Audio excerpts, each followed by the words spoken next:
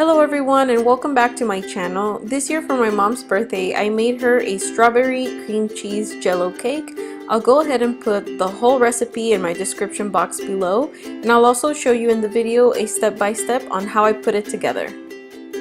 Don't forget to check my description box below for the exact measurements and ingredients for the recipe.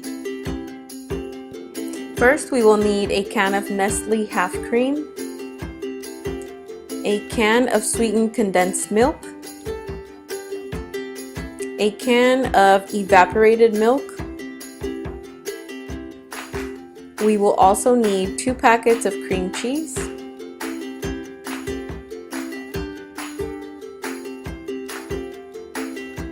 and 4 packets of unflavored gelatin. We will also need flavored gelatin, and in this case I chose strawberry, but you can definitely choose any flavor that you like.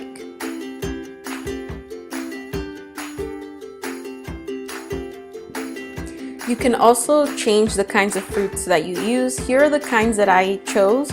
If you are going to use pineapple, make sure that it's pineapple from a can. Don't use natural pineapple because it will cause your gelatin to not harden.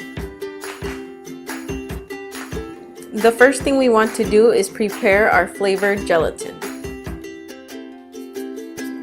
I really recommend using this brand that I'm using of gelatin, but if you can't find it, just make sure that whatever brand it is, that you do take away 1 of the cups of water that you're supposed to use to boil it, to make sure that your gelatin hardens.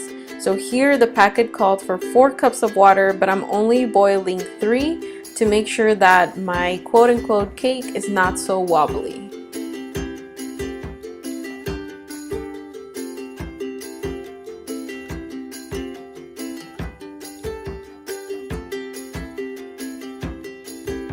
Next, we are going to prepare our pan using non-stick cooking spray. When doing this, make sure that you spray every single crevice and every single corner. You may also use a napkin to make sure that you get every single edge of the pan. Just make sure that you spread it all over to make sure that you have everything covered. Once our pan is prepared, we're going to go ahead and place all of our fruit on the bottom of the pan.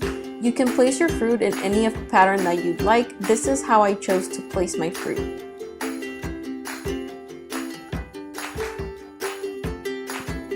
You will also notice that once I start pouring in the first part of the gelatin, my fruit is going to move. And if yours does that, don't worry. You can also just go ahead and rearrange it once our first thin layer of gelatin is inside of our pan. When you've placed down your fruit, make sure just to pour in a little bit of gelatin, maybe about 2 spoonfuls. And then once we have this, we're going to go ahead and place our pan into the freezer for about 10 minutes to make sure that this layer hardens before we move on to the next step. Next, we need to prepare our unflavored gelatin to make sure it thickens before putting it into our cream cheese. Now we will take all 4 of our unflavored gelatin packets and dissolve them in half a cup of cold water. Go ahead and put them into the water and just stir until you see the gelatin thicken.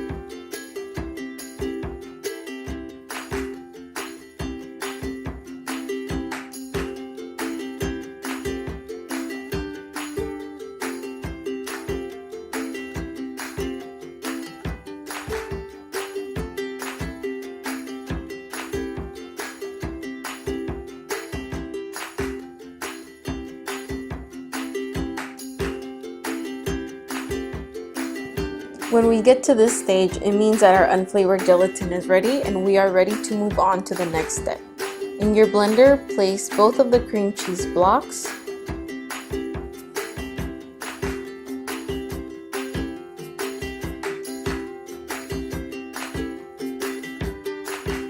your can of evaporated milk,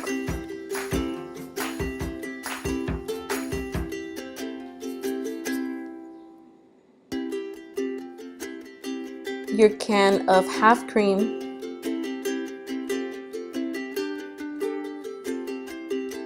and your can of sweetened condensed milk. Once everything is in your blender, make sure to blend for approximately 2 minutes on low to avoid any bubbles, And after the 2 minutes, we're going to go ahead and add our unflavored gelatin. Unflavored gelatin will look a little bit stiff, so go ahead and place it into your microwave for approximately 10 to 15 seconds to dissolve, and then start to pour it into your blender slowly with the rest of the cream cheese. Now we will continue to assemble our gelatin by adding more layers and more fruit in between each layer. Here is how our gelatin looks after being in the freezer for about 5 to 10 minutes.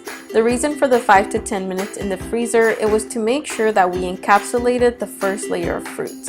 Now the only thing we're left to do is to add a little bit more gelatin to make sure that we have that first layer of whatever flavor you chose of gelatin. And then once we do this, we're going to go ahead and stick it back into the freezer for another 10 minutes.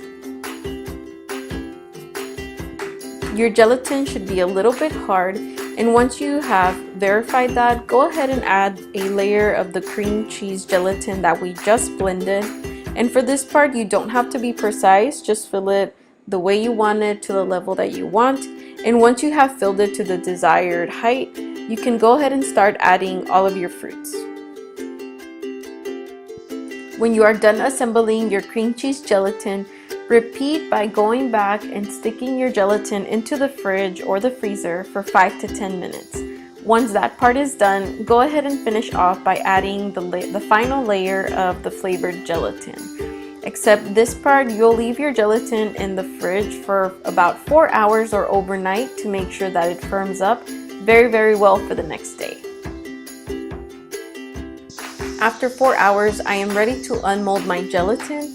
And the only reasonable way to do that is to make sure that you wiggle around every single crevice of your mold and make sure that every single part is detached from the mold itself.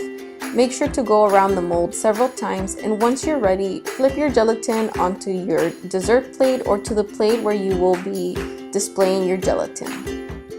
Here is how my end result looks. I know that it's very time consuming and there's a lot of waiting involved, but it's definitely worth it. Thank you so much for watching, and don't forget to leave your comments and questions in my comment box below, and I'll talk to you next time. Bye!